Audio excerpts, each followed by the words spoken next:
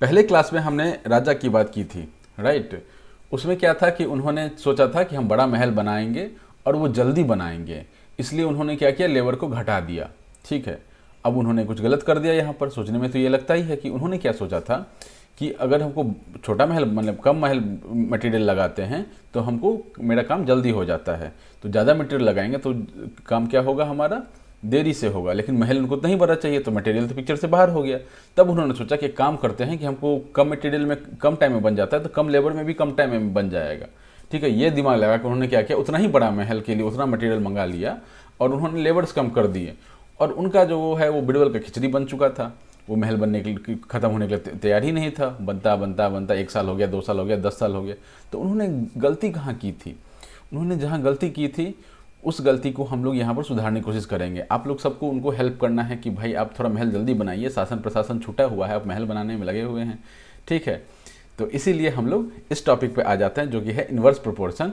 नमस्कार मित्रों, मैं हूँ NITN भानु और आपका मेरे चैनल एडवर्टेक्स पे स्वागत है। मित्रों, हम लोग डायरेक्ट प्रोपोर्शन देख चुके हैं, हम लोग थोड़ा कंपैरेटिव स्टडी करेंगे इसमें। Comparative study as in direct proportion को हम लोग कैसे देखे थे और उसके कॉरस्पॉन्डिंग इन्वर्स प्रोपोर्शन को भी हम लोग देखेंगे। एक चीज़ यहाँ पर आपको ध्यान देने की है कि डायरेक्ट प्रोपोर्शन में क्या था, दिखता गुलाब था लेकिन उसमें कांटे कांटे ज़्यादा थे। इसमें क्या दिखता कांटा कांटा है लेकिन गुलाब इसमें ज़्यादा होता है। ठीक है, कहने का ये मतलब है कि डायरेक्ट प्रोपोर्शन हमने स्टार्ट कैसे किया था। सबसे पहले हमने डायरेक्ट प्रोपोर्शन स्टार्ट इस तरह से किया था। एक सेकेंड, डायरेक्ट प्रोपोर्शन स्टार्ट कैसे किया था, x is proportional to y, ऐसे शुरू किया था हमने। Direct proportion implies that x equals to k y. ठीक है, हमने प्रोपोर्शनलिटी हटा करके इक्वल टू साइन लाया था और एक कांस्टेंट k लेकर के आए थे। क्यों k लेकर के आए थे? क्योंकि ये प्रोपोर्शनल साइन था ना, लेकिन किस प्रोपोर्शन, किसके प्रोपोर्शन में, तो उस प्रोपोर्शन का जो वैल्यू है वो k से निकल के आता है, राइट। तो हम इससे हम ये बोल पा रहे थे implies k equals to x by Y.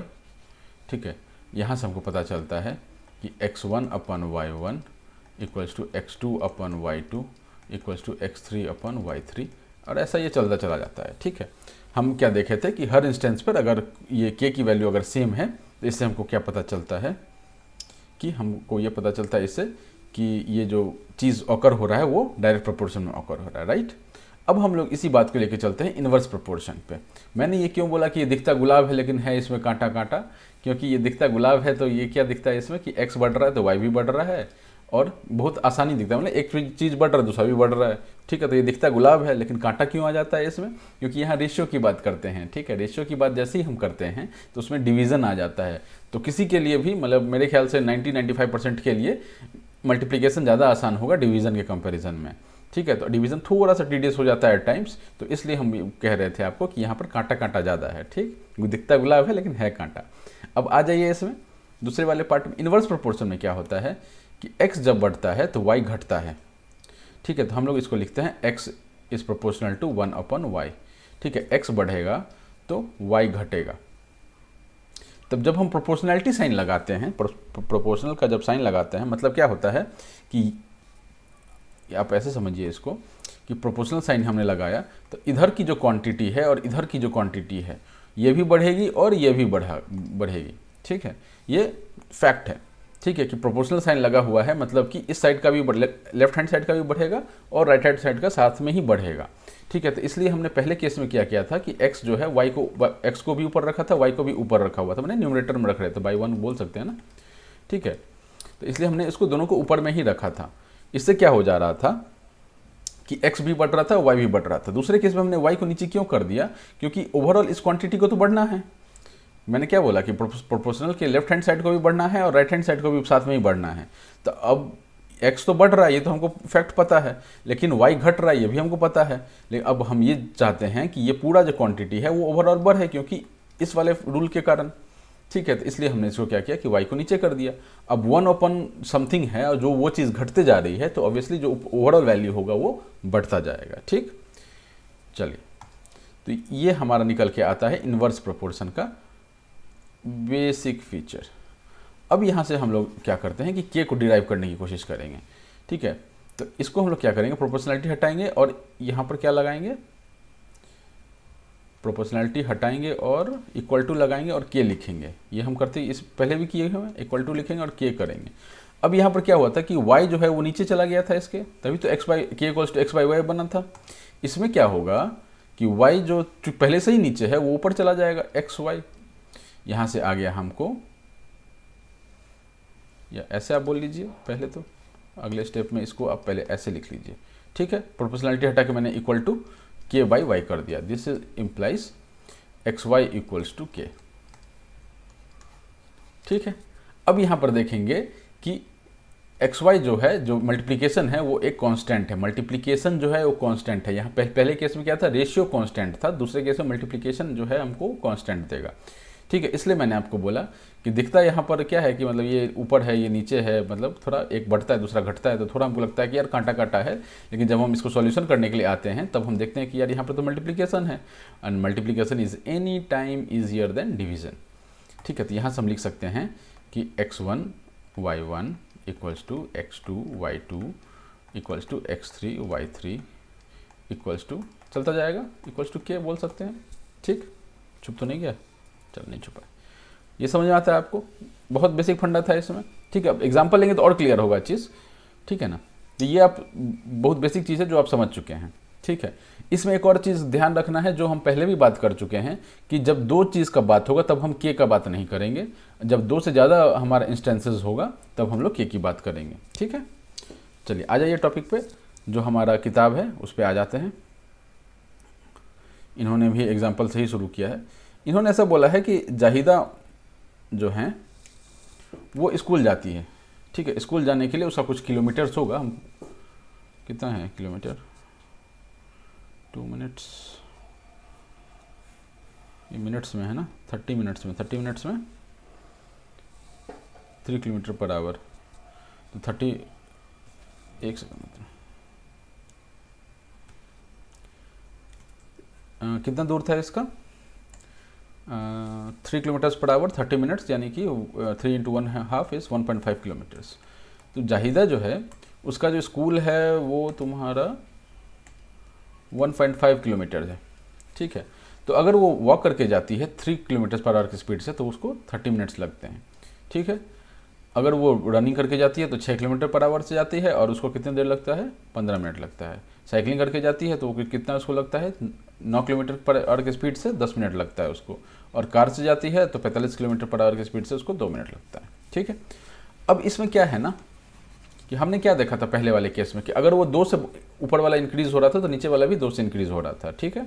यहाँ पर क्या होगा कि यहाँ पर अगर 2 से ऊपर वाला इंक्रीज़ हो रहा है तो हम लोग क्या पढ़ा, x is proportional to 1/y, ठीक है, ऐसा पढ़ा है। तो अगर x जो है वो 2 से इंक्रीज़ हो रहा है तो y कितना से इंक्रीज़ होगा, y विल इंक्रीज़ बाय 1/2, ठीक है। x अगर 2 से इंक्रीज़ हो रहा है तो x is inversely proportional, x equals to k by y होता है, तो हम लोग क्या बोलते हैं, सीधा इसको उल्टा करके लिख देंगे, ठीक है, ये 1/2। तो इसीलिए यहाँ पर आ रहा है कि इसको 2 से मल्टीप्लाई किया जब स्पीड को, तो हमने क्या किया, टाइम को हाफ से मल्टीप्लाई किया। तो ये ऑब्वियस सी बात है कि अगर आप स्पीड बढ़ाएंगे तो किसी भी डिस्टेंस को आपको कवर करने के लिए कम समय लगेगा, ठीक है। समय कितना कम लगेगा ये सवाल है यहाँ पर, ठीक है। उसने क्या किया कि अब अपनी मोड जो है, मोड ऑफ ट्रांसपोर्ट जो है, पहले पैदल चल रही थी, फिर रनिंग कर रही थी, साइकिलिंग कर रही थी, कार से चल रही थी, तो उसने अपना मोड ऑफ जो ट्रांसपोर्ट है उसको क्या किया, स्पीड अप करने लग गई वो। जैसे ही वो स्पीड अप करने लगी तो टाइम घटता चला गया, ठीक है। ये तो बहुत कॉमन सी बात है, आपको भी ये पता होगा कि जितना ज़्यादा स्पीड पे चलेगा उतना कम टाइम लगेगा, ठीक है। तो उसका स्पीड बढ़ता चला गया। मान लीजिए ये वॉकिंग रनिंग हटाइए, मान लीजिए कुछ बाइक ही है, ठीक। अगर बाइक ही होता, वो बाइक मतलब वो मोटरसाइकिल, वो अगर 3 किलोमीटर से चल रहा होता तो 30 मिनट लगता, 6 किलोमीटर चल रहा होता पर आवर चल रहा होता तो 15 ऐसा लगता। तो हो क्या रहा है इसमें कि जैसे ही हम स्पीड डबल कर रहे हैं, स्पीड को क्या कर रहे हैं, ये डबल कर दिया, ये ट्रिपल कर दिया, ये क्या किया 15 टाइम्स कर दिया, तो टाइम भी उसके में क्या होगा 1/, के रेशियो में चला जाएगा, क्योंकि इन्वर्सली प्रोपोर्शनल है। एक बढ़ता है जितने फैक्टर से, दूसरा उतने ही फैक्टर से घटेगा, 1/, उतने फैक्टर से वो घटेगा, ठीक है। तो ये इस तरह से होता गया। आइए नेक्स्ट एग्जाम्पल पे चलते हैं, ठीक है। पढ़ के देखिए, आपको ये समझ में आ जाएगा, काफ़ी ज़्यादा कुछ नहीं है इसमें। अब यहाँ पे बोल दिया कि एक आपके पास 6,000 रुपये हैं। अब इसमें एग्जांपल जो दिया हुआ है ना वो आप पढ़ लीजिए, ठीक है। मैं आपको बस इसी चीज़ को थोड़ा अलग क्या बोलते हैं उसको, अलग तरीके से बताता हूँ। तरीका कहने का मतलब ये क्वेश्चन वही रहेगा, न्यूमेरिकल्स वैल्यूज भी वही रहेंगे, बट जो इसमें लिखा हुआ उससे थोड़ा अलग होगा, ठीक है ना। मान लीजिए आपके पास 6,000 रुपये हैं, ठीक है। आप 6,000 रुपये हैं आपके पास, आप दुकान पे गए, ठीक है, अब दुकान पर जाते हैं तो आपको ये पता है कि जितना महंगा किताब आप खरीदेंगे उतना कम किताब आएगा। आपके पास अगर फिक्स्ड अमाउंट है, मान लीजिए 6,000 ज़्यादा हो गया थोड़ा, मान लीजिए आपको पापा ने 100 रुपये दिए, ठीक है, 100 रुपये दिए, अब बोला कि आप टॉफ़ी लेकर के आओ। अगर आप 50 पैसा तो कम हो गया, 1 रुपये का टॉफ़ी अगर खरीदते हैं तो कितना टॉफ़ी आएगा? 100 टॉफ़ी आएगा। अगर 2 रुपये का टॉफ़ी खरीदते हैं आप तो कितना टॉफ़ी आएगा? 50 टॉफ़ी आएगा। 5 रुपये का टॉफ़ी खरीदते हैं आप तो आपको कितना टॉफ़ी आएगा? 20 टॉफ़ी आएगा। आप एक 10 रुपये का डेडी मिल्क खरीद लेते हैं तो आपके पास कितना टॉफ़ी आएगा? 10 आएगा। 20 रुपये का डेडी मिल्क खरीद लेते हैं तो आपके पास 5 चॉकलेट आएगा, है ना। तो जैसे जितना महंगा एक फिक्स्ड अमाउंट में जितना महंगा आप सामान खरीदेंगे उतना कम आइटम आएगा। ये तो फिक्स, मतलब बात क्लियर है। तो उस एग्जाम्पल में यही है कि आपके पास 6,000 रुपये हैं और आप किताब की स्टोर पर जाते हैं, ठीक है। अगर हर बुक जो है वो 40 रुपये का है तो आप 150 बुक खरीद पाएंगे, ठीक है। हर बुक अगर 50 रुपये का है तो 120 किताब खरीद पाएंगे। ऐसे करके ये दिया हुआ है, ठीक है। अब यहाँ पर एक चीज़ देखिए, ठीक है, कि क्या हम यहाँ अभी तक पढ़ के आए हैं, लेक्चर की हमने शुरू में ही देखा था कि x y equals to constant, ठीक है। एक्स वाई का जो मल्टीप्लीकेशन है वो कॉन्स्टेंट है। तो आप यहाँ से देखिए कि 40 इंटू 150 कीजिए, ये x है ना, x1 है और ये y1 है। 40 इंटू 50 कीजिए, 40 इंटू 50 150 सॉरी, ठीक, कितना आ जाएगा? 15 4 60, 6,000 आ जाएगा, ठीक है। तो यानी कि k की वैल्यू यहाँ पर 6,000 है, x1 की वैल्यू 40 है, x2 की वैल्यू 40 है। अब कोई सा भी आप ले लीजिए, x2 ले लीजिए, y2 ले लीजिए, x2 इंटू y2 भी आपको 6,000 देगा, सारा ही जो है वो आपको 6,000 देगा। कुछ दिमाग नहीं लगाना है आपको जब ये पता चल गया कि इन्वर्स प्रोपोर्शन में है तो आप ऐसे लिखेंगे और x1 y1 equals to x2 y2 करते हुए आप सॉल्व करते आराम से चले जाएंगे, ठीक है। तो आप इसको एग्जाम्पल को पढ़िए और आपको बेहतर क्लियर होगा, ठीक है। चलिए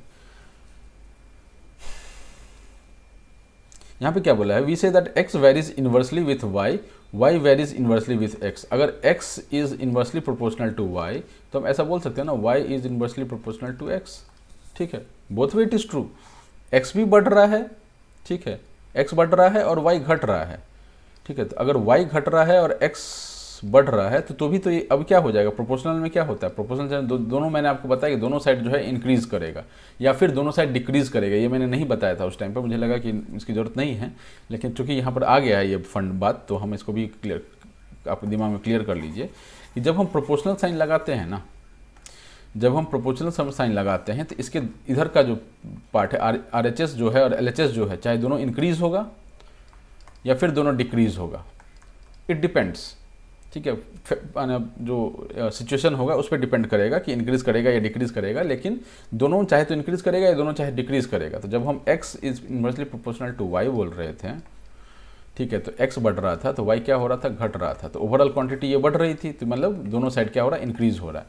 अब इससे क्या बोल सकते हैं कि y is also inversely proportional to x, ठीक है। तो हमको क्या पता है कि y तो घट रहा था हमारा, है ना, यहाँ पे घट रहा था y, इस वाले केस में y घट रहा था, तो हमने क्या बोला? y घट रहा है और x जो है वो बढ़ रहा है। अब यहाँ पर देखिए कि ओवरऑल ये क्वांटिटी क्या है? घट रही है। ओवरऑल ये भी क्वांटिटी घट रही होगी कि 1 अपॉन समथिंग और वो समथिंग इंक्रीज होता जा रहा है, इसका मतलब क्या हुआ कि वो ओवरऑल क्वांटिटी घट रहा होगा। अब ऐसा समझ लीजिए ना कि मान लीजिए 10/2 है, ठीक है, और 10/5 है, तो x क्या हो रहा है? नीचे हमने x रखा हुआ, ये x है, ठीक है, ये x है, तो x क्या हो? बढ़ता जा रहा है, तो इसका वैल्यू क्या है? This is equals to 5 and this is equals to 2, ठीक है। तो इससे मुझे क्या पता चला कि x की वैल्यू अगर डिनोमिनेटर में है और वो बढ़ते जा रही है तो ओवरऑल क्वांटिटी जो है वो घटता जाएगा, ठीक है। यही चीज़ यहाँ बोलना चाह रहा था मैं। तो दोनों चीज़ आपने ये समझ लिया। तो एक चीज़, अगर x y के इन्वर्सली प्रोपोर्शनल है तो y भी x के इन्वर्सली प्रोपोर्शनल होगा, both way it is true. x अगर y के डायरेक्टली प्रोपोर्शनल है तो y भी x के डायरेक्टली प्रोपोर्शनल होगा, ठीक है। ये समझ में आ रहा है आपको? नेक्स्ट लाइन क्या बोलता है? Thus two quantities x and y are set to vary in inverse proportion if there exists a relation of the type xy equals to k between k being a constant, between them k being constant, ठीक है। ये हम लोग already ये part को हम लोग देख चुके हैं। If y1 y2 are the values of y corresponding to the values of x1 and x2 of x respectively, then x1 y1 equals to x2 y2 equals to k, ठीक है। ये पढ़ चुके हैं हम लोग। अब यहाँ से अब क्या किया इसने? एक रेशियो बना लिया। अब अगेन सेम चीज़, ये ध्यान देने की बात है, ठीक है। ध्यान देने की यहाँ पे क्या बात है? मैंने आपको डायरेक्ट प्रोपोर्शन में क्या बताया था? x1 by y one equals to x2 by y two equals to k, ये बताया था। ठीक है, और यहाँ पर मैंने आपको क्या बताया था कि ये वाला पार्ट को लेकर के हम एक और चीज़ लिख सकते हैं, that is x1 by x2 equals to y1 by y2 which is not equals to k. ये हम लोग बात कर चुके हैं।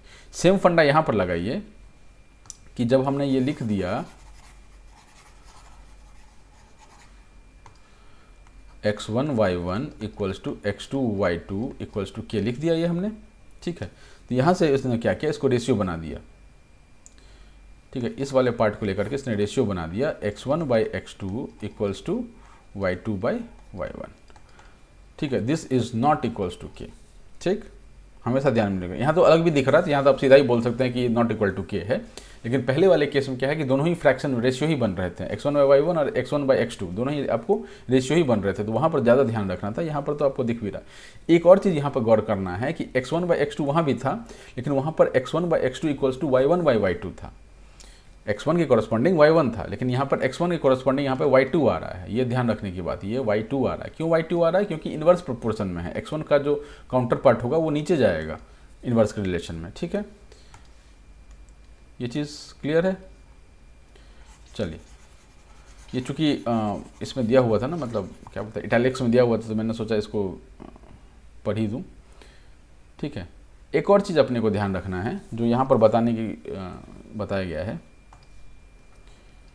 अगर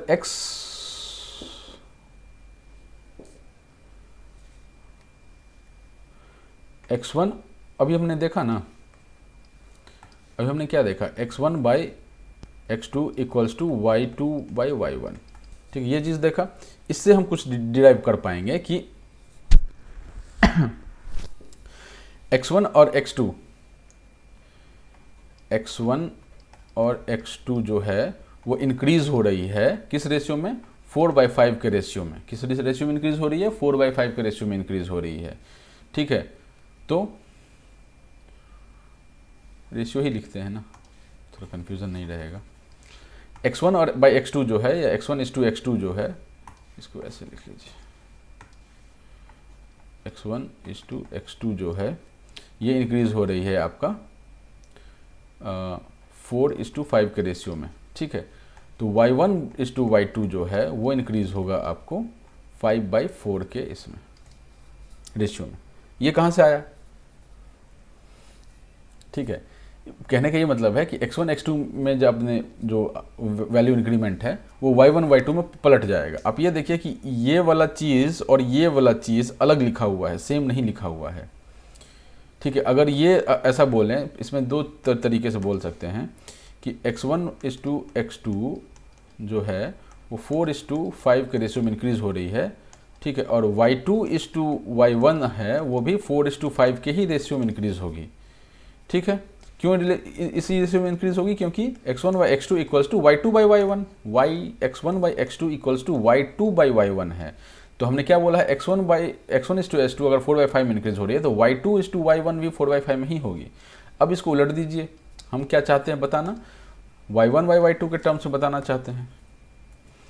हम क्या चाहते हैं y1, इससे हम ये बोल सकते हैं कि y1:y2 इक्वल्स टू 5:4 के रेशियो में ऑकर करेगा। क्लियर है ये चीज़? तो ये y1:y2 है वो 5:4 में ये करेगा। ठीक है ना, क्योंकि ये रेशियो उलट जाता है। हम y का अगर रेशियो बता रहे हैं तो y का रेशियो किसके कॉरस्पॉन्डिंग है? अगर हम इस इक्वेशन में देखें, इस वाले इक्वेशन में सिंपल सा जो इक्वेशन यहाँ बना हुआ है उसमें आप गौर दीजिए, x2 के कॉरस्पॉन्डिंग जो रेशियो है वो किस में है, y1 में है, और x1 के कॉरस्पॉन्डिंग जो रेशियो है, जो वैल्यू है वो y2 में है। तो हमने क्या बोला था कि x1 का 4 बोला था, तो y2 का 4 होगा। y2 का जो यहाँ पर पहले था तो 4 हुआ, बाद में था तो यहाँ 4 यहाँ आ गया।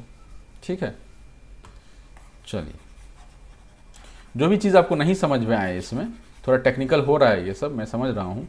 अगर इसको देख रहा है और मौज मस्ती ज़्यादा किए हैं तो आपको थोड़ा कम समझ में भी हो सकता आएगा, लेकिन जब हम लोग सवाल पे आएंगे ना तो ये जो जितना फंडा है ना, मतलब ऐसा लगेगा कि यही मैं बोल रहा था आपको कि दिखता ये कांटा है, लेकिन जब आप सवाल पे आएंगे तब ये गुलाब ही गुलाब है। ठीक है, तो आते हैं गुलाब पे। तो अगर किसी को भी अगर ऐसा लग रहा हो कि यार मैंने क्या बता दिया, नहीं समझ में आ रहा है, ठीक है, तो आप पूरा एक बार लेक्चर देखिए।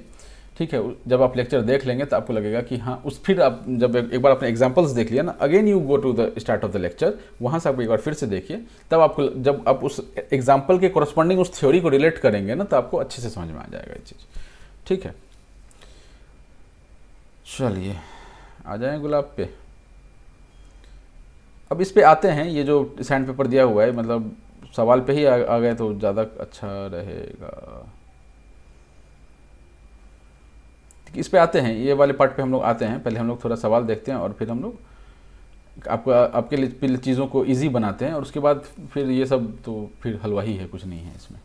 ठीक है, पहले जो थ्योरी बनाए, जो इतना ज़्यादा मतलब मगजमारी की है थ्योरी में कि भाई क्या बता दिए हम, है ना, उसको थोड़ा पहले आसान बनाते हैं। ठीक है, चलिए इसमें क्या बोला, ट्राई दिस वाला ले लेते हैं सवाल पहले। Observe the following tables, find which pair of the variables x and y here are in inverse proportion, मतलब x बढ़ रहा है और y घट रहा है। ठीक है, या फिर x अगर घट रहा है तो क्या होगा, y बढ़ रहा है। इनवर्स प्रोपोर्शन हमने क्या पढ़ा था, हमेशा ये ध्यान रखिए, मैं बार बार इसीलिए लिख रहा हूँ, x अगर बढ़ेगा तो y क्या होगा, घटेगा। ठीक है, y अगर बढ़ेगा तो x क्या होगा, घटेगा। दोनों साथ में ना बढ़ेंगे ना घटेंगे। ठीक है, उल्टा ही होगा हमेशा। ठीक है, y अगर घटेगा तो x क्या होगा, सॉरी x क्या होगा, बढ़ेगा। ठीक है, ये इसी कॉरस्पॉन्डिंग है, मतलब उलट दिया मैंने बस। ठीक है, तो इसमें क्या बोला है कि x क्या देख रहे हैं, x हमारा देख रहे हैं घटता जा रहा है। x अगर घट रहा है मतलब y को बढ़ना चाहिए, सीधा सीधी फंडा यही है। ठीक है, देखिए y बढ़ रहा है क्या, देखिए y तो बढ़ रहा है ना। अब इसको चीज़ को ये करने के लिए अब देख रहे हैं कि हमारे पास जो इंस्टेंसेस हैं, ये तो हमको पता चलेगा कि इनडायरेक्ट रिलेशन तो है, यहाँ पर इनडायरेक्ट रिलेशन है, इनडायरेक्ट प्रोपोर्शन है कि नहीं, ये हमको चेक करना है। इनडायरेक्ट प्रोपोर्शन कैसे चेक करेंगे, तो हम x1 y1 equals to x2 y2 लेकर के आएंगे, और चूंकि यहाँ पर 2 से ज़्यादा है तो हम पहले k लेकर के आएंगे। k क्या वैल्यू क्या है, ठीक है, यहाँ से k निकालिए, k इक्वल्स टू xy होता है ना, तो k का वैल्यू क्या है, 50 इंटू 5 250, 5 5 जा 25, 250 हो गया, है ना। ठीक है, k1 आ गया। अभी k2 देखिए, 6 4 जा 24, 240 आ गया। अब 250 और 240 बराबर नहीं है। ठीक है, मतलब कि k1 equal to k1 k2 not equals to, है ना। k1 का जो वैल्यू है वो k2 के बराबर नहीं आया, 250 आया, यहाँ 240 आया। मतलब इनडायरेक्ट रिलेशन तो है कि एक बढ़ रहा है, एक घट रहा है, दूसरा बढ़ रहा है। इनडायरेक्ट रिलेशन तो है, लेकिन इनडायरेक्ट प्रोपोर्शन में रिलेशन नहीं है, प्रोपोर्शन नहीं है। क्यों नहीं है, क्योंकि k का वैल्यू जो है वो चेंज हो रहा है। ठीक है, पहला वाला जो है इनडायरेक्ट प्रोपोर्शन में या इनवर्स प्रोपोर्शन में नहीं है। दूसरे वाले पर आइए। ठीक है, अब ये देखिए x बढ़ रहा है, 100 200 300 400 बढ़ रहा है, तो क्या y को घटना चाहिए, 60 30 20 15, ये भी घट रहा है। अब एक बार ये चेक कीजिए, मतलब ये इनडायरेक्ट रिलेशन में है। ये देखिए हमको ये पता चल गया इनडायरेक्ट रिलेशन में तो है, इनडायरेक्ट प्रोपोर्शन में है कि नहीं वो चेक करते हैं। k1 equals to 100 into 60 equals to 600। ठीक है, 600 नहीं 6000। यहाँ पर k2 क्या आ जाएगा, k2 ये वैल्यू उठाइए, ये वैल्यू उठाइए, 3 2 जा 6 6000, k3 6000, k4 6000। तो मतलब ये k1 equals to k2 equals to k3 equals to k4, ये सारा चूँकि ये बराबर आ गया, this is equals to k and this yes it is in inverse proportion. ठीक है, वैसे ही आप इसको चेक कीजिए। ठीक है ना, सीधा देख लेते हैं, 90 60 45 50, ये तो घटता जा रहा है। ठीक है, तो x तो क्या हो रहा है, घट रहा है। y क्या हो रहा है, बढ़ रहा है क्या, 10 15 20, हाँ y बढ़ रहा है, मतलब इनडायरेक्ट रिलेशन तो है।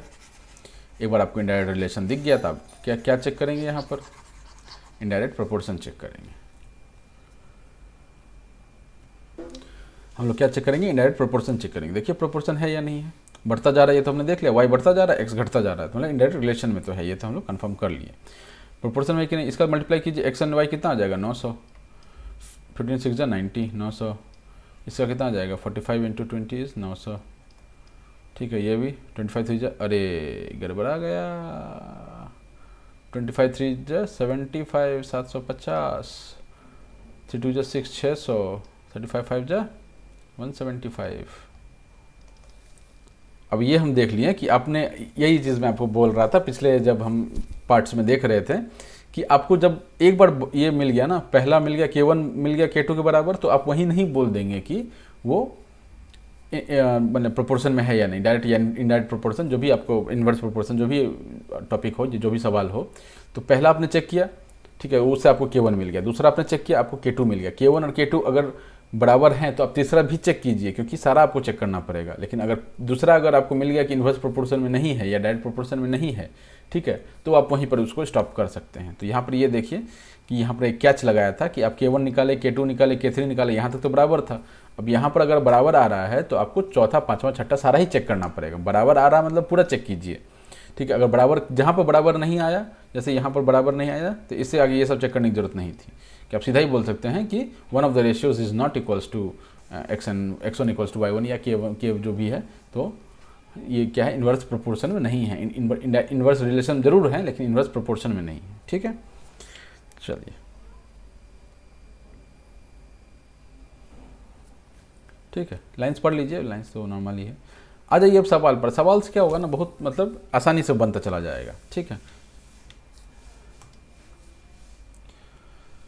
अब जब सवाल आ रहा है, जब चेक करने आया था तब तो समझ में आता है कि चेक करने, जब अब सवाल पूछ दिया है कि भाई कितना लगेगा, तो इसमें सीधा सीधा इन्वर्स प्रोपोर्शन लगेगा। एक चीज़ है कि एक सवाल दे दिया, उसमें आप चेक कीजिए इन्वर्स रिलेशन, इन्वर्स प्रोपोर्शन है या नहीं है, ठीक है, तब तो आपको चेक करना पड़ेगा। उसमें आपको ये पता नहीं होगा कि इन्वर्स प्रोपोर्शन है या नहीं है।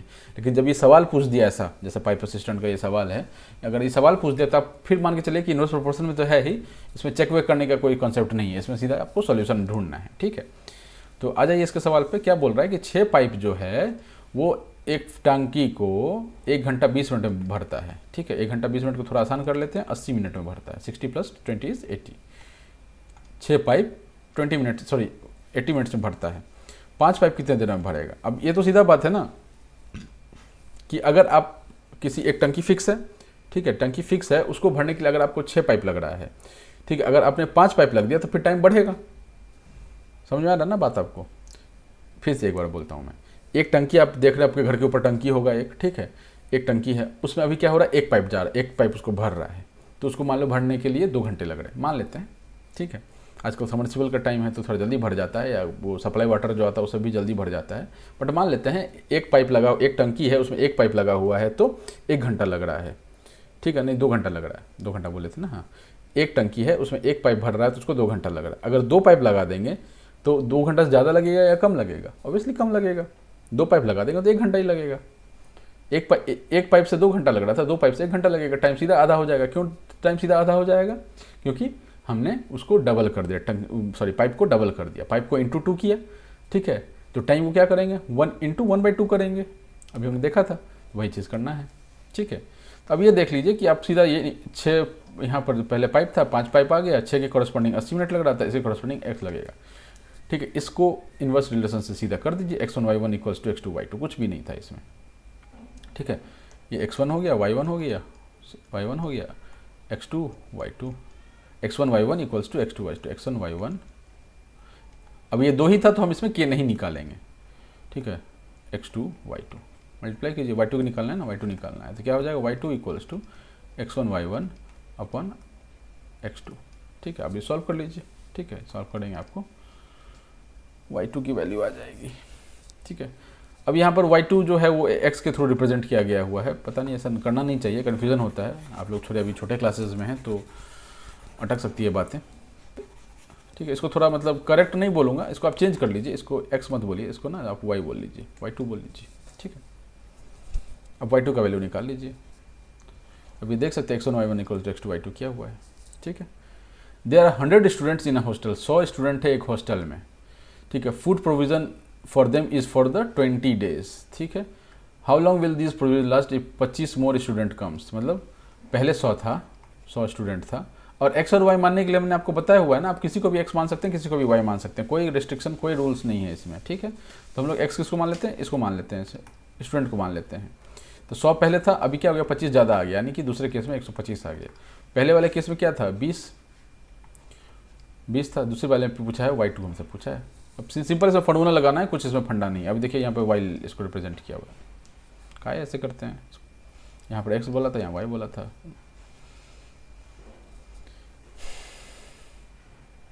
ठीक है।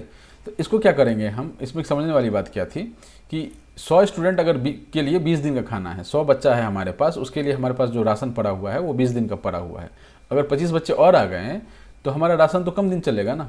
आपके घर में 4 लोगों का खाना 10 दिन के लिए है, 4 लोगों का खाना 10 दिन के लिए है, 2 लोग और आ गए, 6 लोग अभी हो गए, तो 10 दिन तो खाना नहीं चलेगा, 2 लोग भी तो कुछ खाएंगे, ठीक है। तो वो निकालना होगा, तो आप इन्वर्स रिलेशन से निकाल सकते हैं। और इसमें इन्वर्स रिलेशन क्या है, number of as the number of student increases, ठीक है, days for which ration is there decreases, ठीक है। अब ये मैं थोड़ा इंग्लिश टाइप का, इंग्लिश हिंदी मिक्स बोल रहा हूँ ताकि आपको समझ में आए, ठीक है। नेक्स्ट सवाल, if 15 workers can build a wall in 48 hours. अब ये आ गया महाराजा को हेल्प करने के लिए, एक सवाल भी आ गया महाराज को हेल्प करने के लिए। 15 workers can build a wall in 48 hours, how many workers will be required to do the same work in 30 hours, ठीक है। अब ये देखिए, अब महाराज चाह रहे थे कम समय में ये करें, तो उनको लेबर उन्होंने घटा दिया था। अब ये सवाल करके आपको पता चलेगा कि महाराज को एक्चुअली लेबर बढ़ाना चाहिए था, ठीक है। तो हम किसको मान लेते हैं, एक्स, किसी को भी एक्स मान लीजिए। 15 वर्कर्स थे, अभी वर्कर्स हमको नहीं पता, x2 लिख लेते हैं उसको। 48 आवर्स में इन्होंने बिल्ड किया पहले वाले ने, और दूसरे वाले 30 में बिल्ड करना है। तो इसको क्या कर लेंगे हम, ये इनवर्स प्रोपोर्शन कैसे, as the number of worker, sorry, as the number of hours decreases, as the number of hours decreases for the completion of the same work, ठीक है, number of workers will have to increase, there is no other option, right? फिर से एक बार, as the number of hours that was 48 earlier decreases to 30 from 48, ठीक है, number of workers has to increase from 15 to x2, ठीक। अब कितना होगा ये हम निकाल के देखते हैं, ठीक है। तो आप सीधा कर लीजिए, 15 x1 y1 into 48 equals to x2 into 30। इसमें क्या निकालने की जरूरत नहीं है, x2 इक्वल्स टू, ठीक है, 15 1 जा 15, 2 जा 2, 1 जा 2, 24 जा, x2 इक्वल्स टू 24 आ जाएगा, ठीक है। तो 48 आवर्स का जो काम है वो आपको 30 घंटे में ही कराना है। तो 48 आवर्स में 15 लेबर लग रहा था, तो 30 घंटे में ही आपको उस काम को खत्म करना, तो आपको लेबर क्या है, 24 लेबर आपको लगाना पड़ेगा टोटल। अब यहाँ पूछा how many workers will be required to do the same work in 30 hours. अब हाउ मेनी अगर पूछा तब तो 24 इसका आंसर हो जाएगा। अब अगर इस सवाल को थोड़ा और कर देता, मतलब एक लाइन और इसमें जोड़ देता कि how many extra workers will be required, तब जब एक्स्ट्रा वर्ड लगा दिया ना, तो 15 जो है उसमें 24 में से आप 15 को घटाएंगे, तो एक्स्ट्रा कितना चाहिए होगा, एक्स्ट्रा चाहिए होगा हमको 24 माइनस 15 कितना होता है, 9 होता है, ठीक है। 24 माइनस 15 9 होता है, एक्स्ट्रा चाहिए होगा। तो देखिए, है ना। अब इन्होंने वर्कर को y में लिया है, मैंने वर्कर को x में लिया था, ठीक है, 24 आ गया आंसर, ठीक। चलिए, अब यहाँ जब आपने ये सवाल देख लिए हैं, मतलब एग्जाम्पल्स वाले सवाल देख लिए हैं, तो इसको हम लोग लेके चलते हैं इस वाले पे, ठीक है। ये क्या बोला है कि आप ना एक पेपर ले लीजिए, पेपर पर आप काउंटर्स ले लीजिए, काउंटर्स जो गोल गोल होते हैं ना, ठीक है। पेपर छोड़िए, टेबल पे ही आप ले लीजिए, टेबल मतलब पेपर बोला है, ठीक है, कोई बात नहीं। आप एक पेपर ले लीजिए, उस पर आप ना काउंटर्स लगा दीजिए। काउंटर्स इज, आप कैरम बोर्ड का जो गोटी होता है ना, कैरम बोर्ड का जो क्या बोलते हैं उसको, हम लोग तो गोटी बोलते हैं, जो भी बोलते हैं आप लोग, तो कैरम बोर्ड का जो गोटी होता है उसको आप मान सकते हैं कि वो क्या है, हमारे पास काउंटर्स हैं, ठीक है। आप 48 काउंटर्स ले लीजिए। आपने 48 काउंटर्स को क्या किया कि 4 इंटू 12 के रो में अरेंज कर दिया, सॉरी 4 रो इंटू 12 कॉलम में अरेंज कर दिया। 4 रो है, R1 R2 ऐसे करके R4 तक है, ये C1 से लेकर C12 तक है, ठीक है। ये हमारा रो और कॉलम आ गया। अब ये बोल रहा है कि अगर हम रोज जो है उसको डिक्रीज करें या इंक्रीज करें तो क्या होगा, ठीक है, उसके कॉरस्पॉन्डिंग कॉलम कितने बनेंगे। तो ऑब्वियस सी बात है यहाँ पर कि अगर आप रोज को, नंबर ऑफ रोज जो भी 4 था पहले केसेस में, अगर नंबर ऑफ रोज बढ़ाएंगे, ठीक है, मान लीजिए इतने में सामान अट रहा है, तो जब अगर आप उस नंबर ऑफ रोज को घटाएंगे तो ये क्या होगा, लंबाई बढ़ेगा इधर, क्योंकि ऊपर वाला जो आदमी आपने कट किया है वो कहीं तो जाएगा ना, तो ये थोड़ा ये बढ़ेगा। तो ऐसा बोल सकते हैं कि नंबर ऑफ रोज अगर आप घटाते हैं तो नंबर ऑफ कॉलम क्या होगा, इंक्रीज होता जाएगा, ठीक है। नंबर ऑफ रोज अगर बढ़ाते हैं तो कॉलम क्या होगा, डिक्रीज होता जाएगा। उसी पर ये सवाल है, ठीक है। सवाल क्या है कि इसने हमको बोल दिया कि 4 रो अगर है तो हमारे पास 12 कॉलम थे, ठीक। तो कांस्टेंट की वैल्यू कितना हो जाएगा, ठीक है, x3 बोल सकते हैं इसको, x3 into y three, k equals to x3 into y three, ठीक है। दिस इज इक्वल्स टू 12 4 जा 48, ये हमारा कांस्टेंट है, ये k है, ये हमारा कांस्टेंट है। ये 48 कहाँ से आया, ये वाला, यही वाला 48 आया है, ठीक। अगर आपने रोज 6 कर दी, ये वाला दूसरे एग्जांपल में देखिए, आपने क्या किया, रोज को क्या बढ़ा दिया, तो रोज को जैसे ही आपने बढ़ाया, रोज को आपने बढ़ाया तो ऑब्वियसली कॉलम घटेंगे, ठीक है। तो आप ये देख सकते हैं इस पिक्चर में कि रोज को क्या किया हमने, R1 से लेकर के R6 तक कर दिया, तो कॉलम क्या आ गया, कॉलम 1 से आ गया आपका कॉलम 8 तक, ठीक है। नंबर ऑफ कॉलम्स घट गया, तो ये यहाँ बोल रहा है कि 8 हो गया। तो आप इसको फिलअप कीजिए, अगर रोज अगर 2 लेंगे तो आपको रेशियो पता है, ठीक है ना। यहाँ पे x1 मान लेते हैं इसको, ठीक है। तो x1 into y1 equals to 48 होना चाहिए, क्योंकि ये कांस्टेंट हम वैल्यू आ चुका है हमारे पास k का वैल्यू, ठीक है। y1 हमको नहीं पता है, x1 हमको पता है 2 है, इसका वैल्यू क्या है 2 है, तो y1 इक्वल टू क्या हो जाएगा 24 हो जाएगा, तो c1 की वैल्यू 24 हो जाएगा। तो ऐसे आप इसको भर लीजिए, ठीक है। 3 से कीजिए, 3 अगर होता तो 63 जा 48 हो जाता, 16 हो जाता है यहाँ पर। 8 से क्या हो जाता है, 8 5 जा 40, 8 6 जा 48, 6 आ जाता है यहाँ पे, ठीक। इतना समझ में आ गया आपको। अब इस पर कुछ सवाल हैं, उसको भी हम लोग देखते चलते हैं। क्यों देख रहे हैं सवाल को, क्योंकि वही तो दिमाग खोलता है हमारा। अब ये पूछा है, what do you observe as R increases C decreases.